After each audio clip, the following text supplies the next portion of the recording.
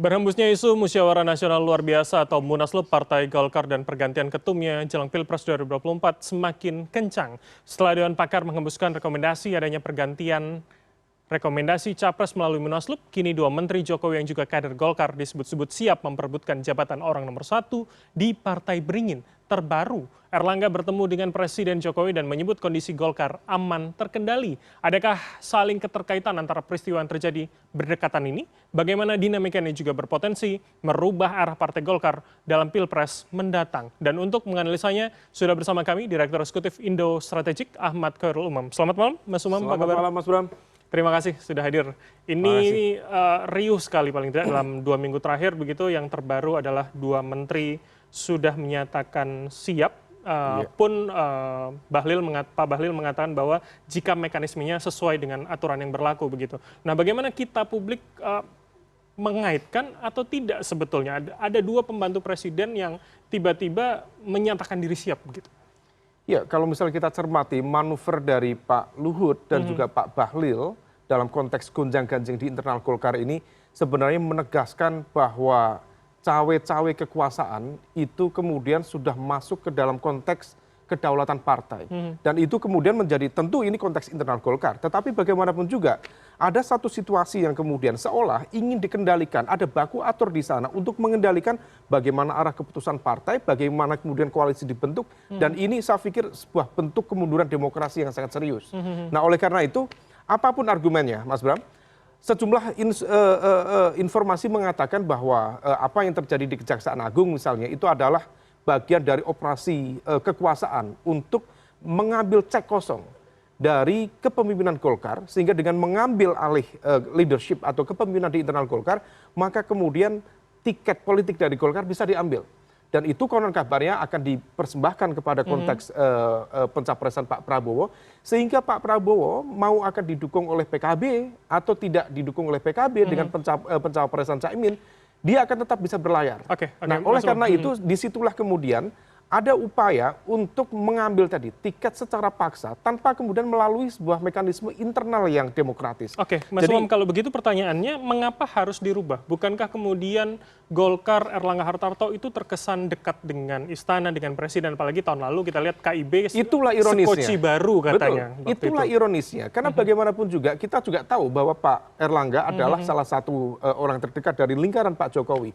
Tetapi kalau misal kemudian seperti ini, artinya ada titik pisah. Di mana titik pisahnya itu bisa jadi itu berkaitan dengan manuver-manuver internal dari Pak Erlangga sendiri yang barangkali tidak dikehendaki oleh lingkaran kekuasaan di sekitar presiden. Anda melihat atau analisa Anda melihat kemana arahnya yang berbeda dengan istana dan presiden? Misalnya ada sebuah narasi, misalnya kalau misal kemudian Pak Prabowo tidak mendapatkan, Pak Erlangga tidak mendapatkan posisi cawapres misalnya, maka akan ada membentuk koalisi alternatif di poros keempat baru. Dan itu sudah dikomunikasikan secara serius. Ada konfirmasi dan juga pertemuan misalnya antara tim kecil dari Golkar dengan PKB. Nah, kemudian ada juga manuver-manuver lain yang konon juga salah satunya kemarin di GBK ketika Nasdem melakukan sebuah unjuk kekuatan, show of force, apel siaga perubahan, ada representasi dari Golkar perwakilan di sana, beberapa orang. Memang beberapa orang, tetapi secara simbolik itu adalah sebuah ekspresi politik di mana setengah kaki dari Golkar ada di sana. Oke, Dan menarik. ini kemudian menjadi sebuah evaluasi cukup serius bagi internal lingkaran di kekuasaan. Kalau Anda mengatakan masih setengah kaki, masih setengah hati, berarti kan setengahnya lagi masih ada di paling tidak pilihannya Pak Jokowi begitu. Ya, kenapa betul. kemudian harus dipertegas? Artinya bahwa tangan kekuasaan menghendaki total submission, tunduk secara total. Mereka tidak ingin dipermainkan, tetapi dipermainkan dalam konteks ini adalah sesuatu yang kemudian mengkooptasi dan juga mengambil alih sekaligus juga kemudian merendahkan kedaulatan partai itu sendiri. Karena bagaimanapun juga, Mas, tentu di internal partai memiliki sebuah mekanisme internal. Ada kalkulasi, itu ada dinamika kepentingan dan lain sebagainya. Tetapi ketika kemudian mekanisme itu di-bypass, inilah yang kemudian menjadi sebuah kemunduran demokrasi. Kalau misal ini terjadi, persis yang disampaikan oleh Stephen Levinsky dan juga Daniel Zidlab dalam bukunya How Democracies Die. Kemungkinannya dua, satu kudeta militer. Per hari ini tidak ada, tetapi ada satu situasi yang lain di mana demokrasi dibiarkan mati pelan-pelan. Salah satunya dengan pendekatan-pendekatan yang sangat tidak demokratis, yang otoriter, yang kemudian membunuh cara pandang karakter kritis, sekaligus juga membunuh kekuatan oposisi dan lain sebagainya. Yang berbeda dengan Yang berbeda. establishment begitu ya? Sehingga kemudian Oke. seolah tangan kekuasaan itu yang barangkali tidak terlihat. Ada the invisible hand di sana yang kemudian melakukan baku atur, mengutak-atik itu, yang kemudian apapun kata penguasa, itulah yang harus dijalankan. Oke, Dan baik. ini sama sekali tidak demokratis. Oke, di sini. sebelum kita jauh kemudian ketika akan misalkan berpindah pun, tangan berpindah nahkoda akan ke arah mana Golkar yang baru ini. Saya ingin melihat konteks hari ini. Bertemu dengan Presiden Erlangga hampir 3,5 jam, melebihi kemudian menteri-menteri lain dalam ratas, dan setelah keluar ditanyakan bagaimana Golkar hari ini, Pak Erlangga mengatakan Golkar aman terkendali. Artinya ini sebuah simbolkah bahwa sudah ada perbincangan, sudah ada bergen kondisi yang baru, baik dari soal hukum maupun soal cawe-cawe di Golkar tadi? Iya, statement Pak Erlangga tentu itu adalah sebuah statement terbuka di hadapan publik. Ada panggung depan, tetapi ingat ada panggung belakang. Oke. Maka kemudian 3,5 jam itu besar kemungkinan mendiskusikan hal teknis, hal detail tentang dinamika hukum, dinamika politik yang kemudian harus diluruskan. Berarti aman terkendali hanya menenangkan menurut Anda? Saya pikir itu adalah sebuah ekspresi linear dalam arti ya biasa-biasa, harus statement seperti itu. Tetapi bagaimanapun juga patut diduga bahwa dinamika di internal Golkar per hari ini betul-betul memberikan political pressure yang cukup serius. Karena bagaimanapun juga ini berpotensi mendelegitimasi kepemimpinan Pak Erlangga. Seharusnya, Mas Bram, internal Golkar solid melakukan perlawanan terhadap upaya untuk mengambil alih dan merendahkan kedaulatan partainya. Problemnya adalah Golkar sendiri bukan entitas tunggal. Tapi hembusan pertama kan malah dari Dewan Pakar begitu loh, dari internal. Itulah, itu merepresentasikan bahwa Golkar sendiri memiliki varian elemen-elemen yang sangat beragam. Dan itu kemudian tidak bisa menjadi satu kekuatan yang utuh, tergantung pada dinamika kepentingan, agenda kepentingan masing-masing, yang masing-masing seolah-olah saling mengincar, saling menunggu titik kelemahan. Kalau ada satu kekuatan yang siap untuk diterkam, maka sudah ada banyak antrian di sana. Nah, disinilah kemudian sebuah karakteristik kepartaian yang memang unik. Di situ dia bisa survive, tetapi di saat yang sama dalam situasi seperti ini partai seolah kemudian menjadi boneka. Dia kemudian siap dicokok oleh siapapun yang berkuasa, yang kemudian tidak memiliki kedaulatan dalam konteks menentukan sikap politiknya. Baik, menarik kalau kita menggunakan logika itu. Kemudian ada juga beberapa analis yang mengungkapkan ketika 2019 seorang Erlangga pun menjadi ketum melalui Munaslup saat itu dianggap menjadi perpanjangan tangan istana. Mengapa kemudian itu hari ini berubah, Anda melihat? Iya, tentu ada pergeseran dinamika kepentingan. Sekali lagi, ya everything is constructed by politics. Ada kalkulasi di sana. Tetapi yang kemudian patut kita catat bahwa ada sebuah proses di mana kekuasaan bukan didesentralisasikan secara merata kepada aktor-aktor politik untuk kemudian bersikap kritis secara rasional untuk menentukan sikapnya. Tetapi ada upaya sentralisasi kekuasaan. Karakter dan juga praktik sentralisasi kekuasaan inilah yang kalau misal tidak diantisipasi, Mas, tentu ini akan menjadi sebuah kabar dan sinyal negatif bagi demokrasi ke depan. Oke, kalau begitu menarik. Ketika tadi di setengah awal kita membahas arahnya sudah kemana, Anda sudah menyebutkan salah satu calon begitu. Bukankah hari ini Pak Jokowi juga masih abu-abu, masih terlihat pun partainya ke Ganjar, tapi endorse ke Prabowo juga masih kencang. Akan kemana nanti kemudian arah kapal Golkar yang baru ini? Saya pikir positioning Pak Jokowi sudah semakin clear untuk disampaikan dukungannya kepada Pak Prabowo Subianto. Simbol-simbol, gimmick yang ditampilkan di hadapan publik, termasuk yang kemarin disampaikan di forum di Pindad di Kabupaten Malang.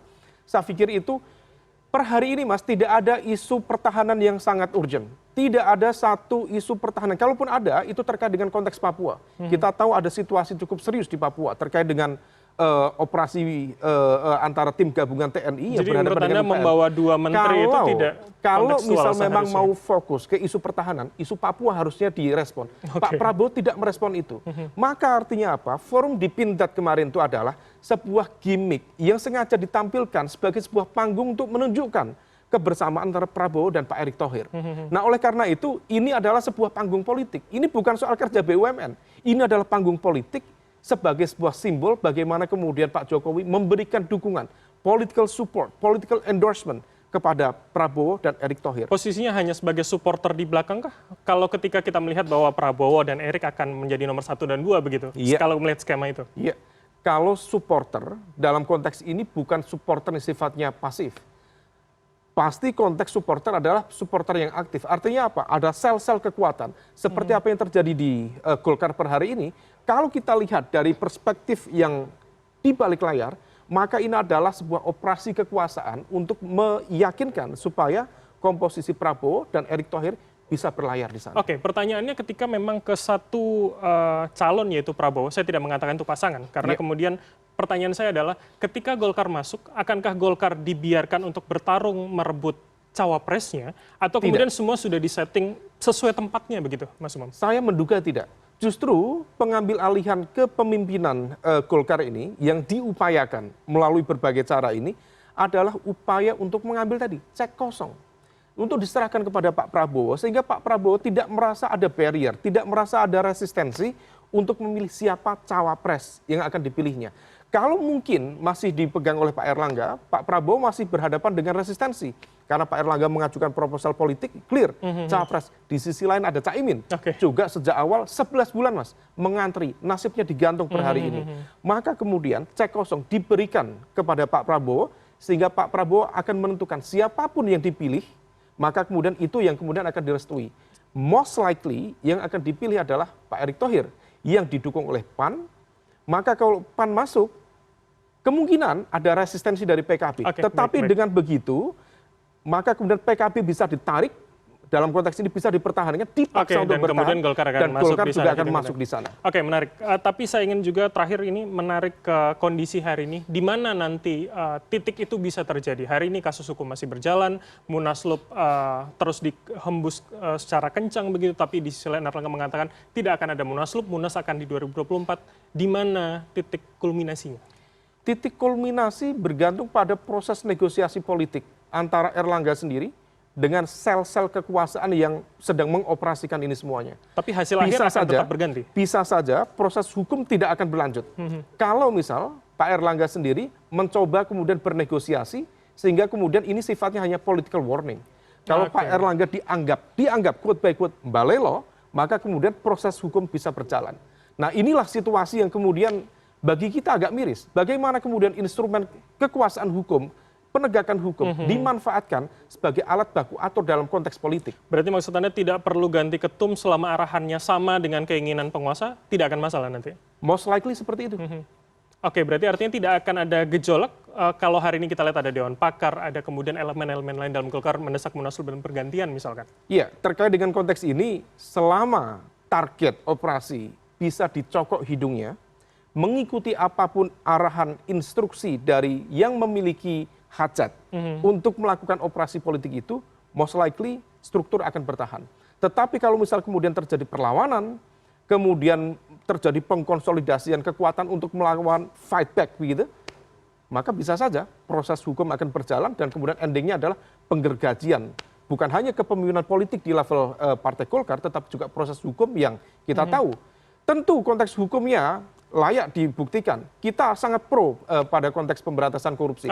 Tetapi bagaimana instrumen penegakan hukum itu dipilah, yang kemudian dijadikan sebagai alat baku atur, that's democratic regression. Oke, kalau begitu saya ingin melihat bagaimana dari kepentingan elektoral Golkar begitu. Kalau kemudian saya mencuplik apa yang disebutkan Pak Ridwan Hisyam mengatakan bahwa Golkar itu sejak reformasi posisinya adalah cawapres dan menjadi wapres begitu. Itu yang menolong Golkar pada paling tidak 3 besar. Nah, artinya ketika hari ini tidak capres, tidak cawapres, bukankah itu akan membuat posisinya akan terdegradasi begitu, Mas? Terakhir, singkat saja. Iya, itu di atas kertas. Tetapi ingat, Golkar juga salah satu partai tertua, memiliki infrastruktur yang cukup kuat. Dan kemudian kalau misal Golkar dikabarkan atau diinformasikan akan turun, ya itu sebagai sebuah konsekuensi dari ketidakmampuan misalnya sel-sel politiknya untuk meyakinkan basis pemilihnya. Itu adalah konsekuensi politik.